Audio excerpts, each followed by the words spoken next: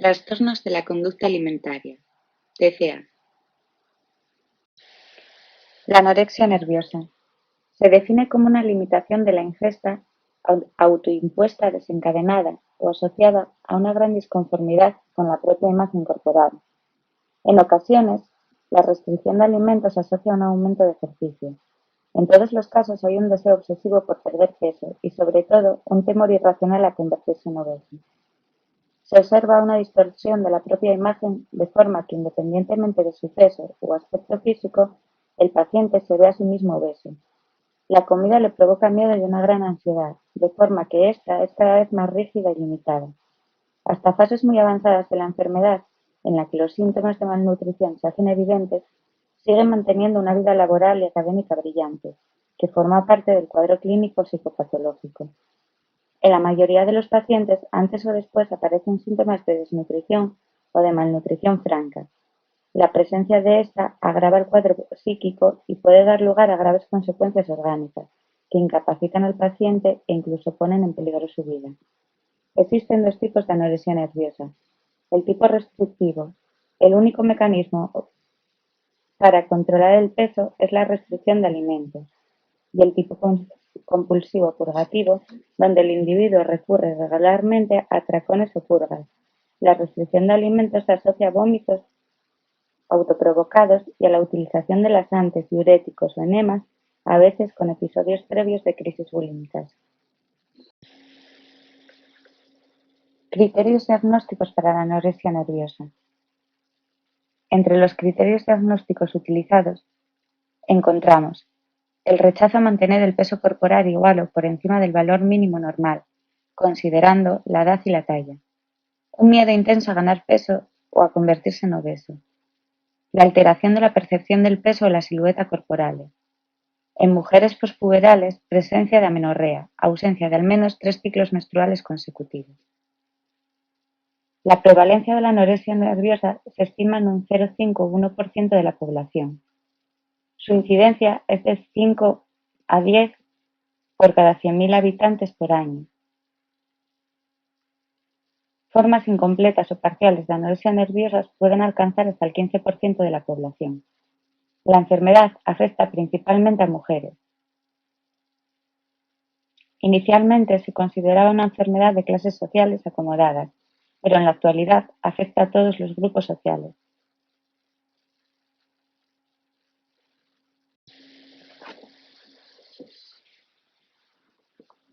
La bulimia nerviosa se caracteriza por episodios de ingestión voraz de alimentos sin posibilidades de control.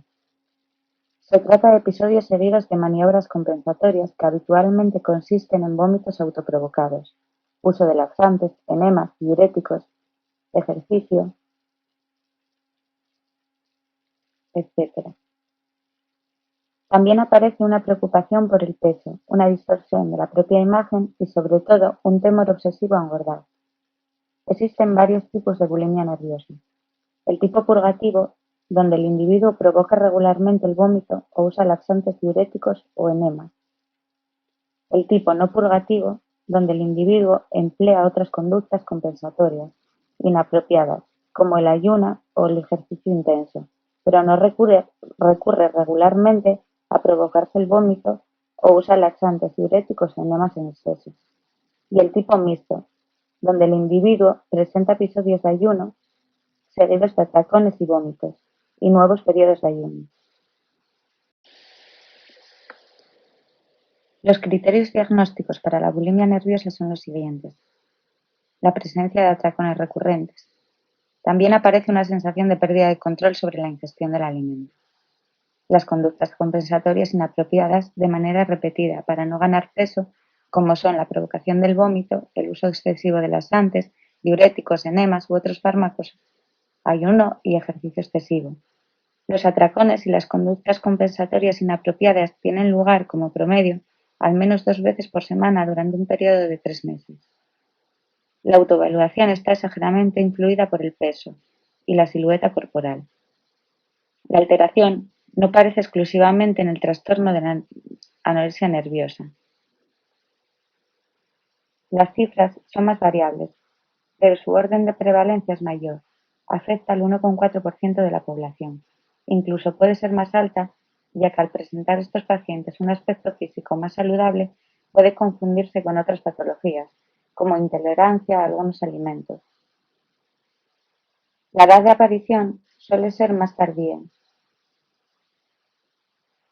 y actualmente se ha detectado un importante aumento en mujeres alrededor de la menopausia.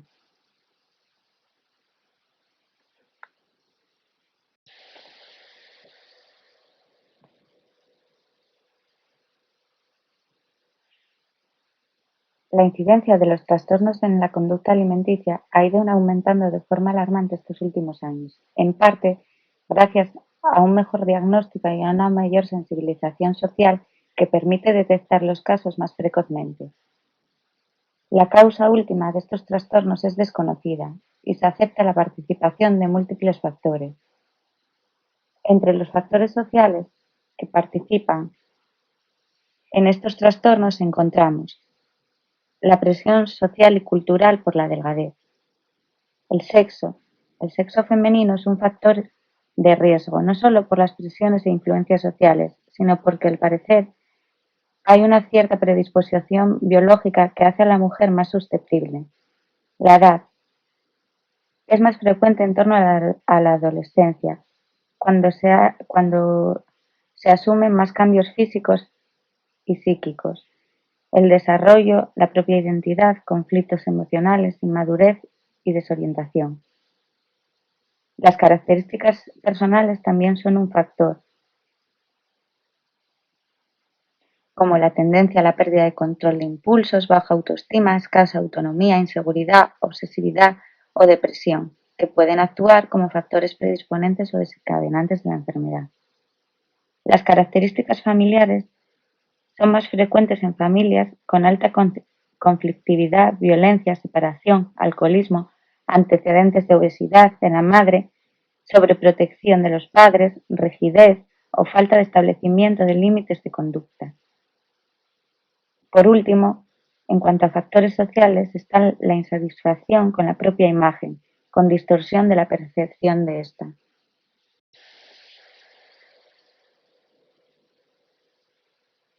Entre los factores biológicos encontramos los factores genéticos, que es la propia susceptibilidad aumentada genéticamente condicionada.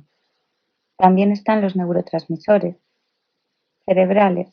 Se han encontrado variaciones en determinados neurotransmisores, como la serotonina o la dopamina, cuyo papel no está del todo aclarado, pero que pueden predisponer o perpetuar la enfermedad.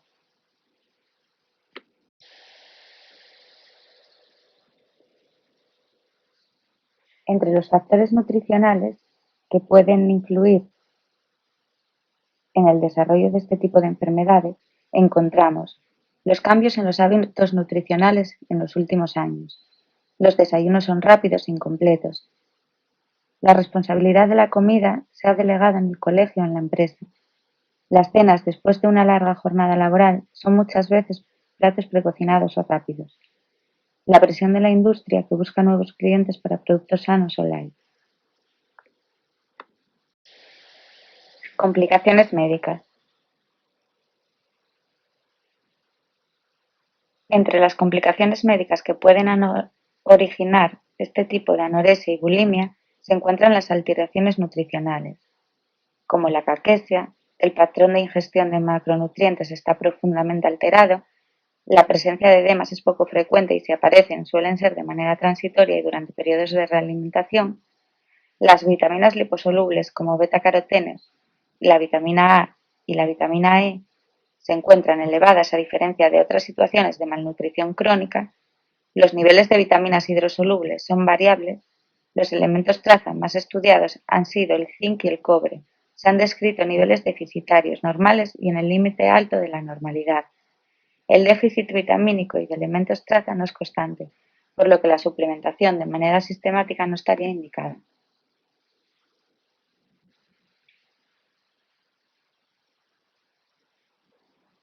Las alteraciones hematológicas.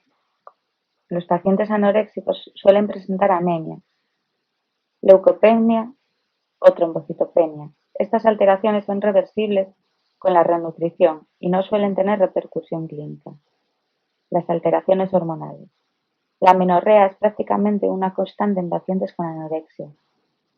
Es un factor pronóstico y se asocia a una disminución en la secreción de gonadotropina. Los niveles de gonadotropina se encuentran elevados en la mitad de los pacientes con anorexia. También se han descrito disfunciones en la secreción de otras hormonas relacionadas con la malnutrición. Alteraciones digestivas. La sensación de saciedad precoz y dolor abdominal tras las comidas son dos síntomas frecuentes que podrían ser secundarios a la existencia de un vaciado gástrico enlentecido. Este se normalizará con la realimentación, por lo que se considera una consecuencia de la desnutrición extrema o de la presencia de desequilibrios hidroelectrolíticos. Son frecuentes las alteraciones en la motilidad intestinal desde el estreñimiento por escasos residuos durante la digestión a la diarrea autoprovocada por el abuso de la sangre. Alteraciones cardíacas. La braquicardia y las arritmias cardíacas se han atribuido a alteraciones hidroelectrolíticas como la hipopotasemia, hipocalcemia, hipomagnesemia, etc. Las alteraciones en el metabolismo óseo. La pérdida de masa ósea es una constante y se considera secundaria a la interacción de tres factores: la malnutrición, la secreción de cortisol aumentada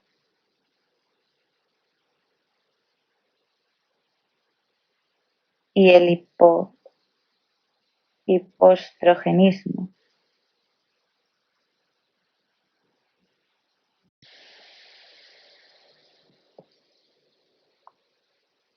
Tratamiento. La base del tratamiento de los trastornos de la conducta alimentaria es el tratamiento psicológico, pero por sus implicaciones orgánicas es imprescindible la participación simultánea de especialistas en nutrición. En distintas fases también puede ser necesaria la colaboración de otros especialistas: ginecólogo, endocrinólogo, especialista de digestivo, etc. Es indispensable la experiencia comprobada de todos ellos en el tratamiento específico de esta enfermedad. El tratamiento es lento, suele ser largo y requiere una importante motivación e implicación por parte del paciente y su familia. Son frecuentes los abandonos y las recaídas durante el proceso.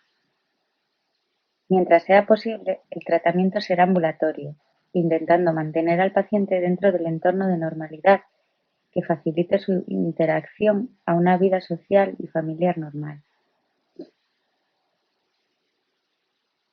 La evaluación inicial del paciente anoréxico debe ir encaminada a establecer su situación nutricional, la presencia de alteraciones orgánicas y psicológicas y el riesgo de muerte.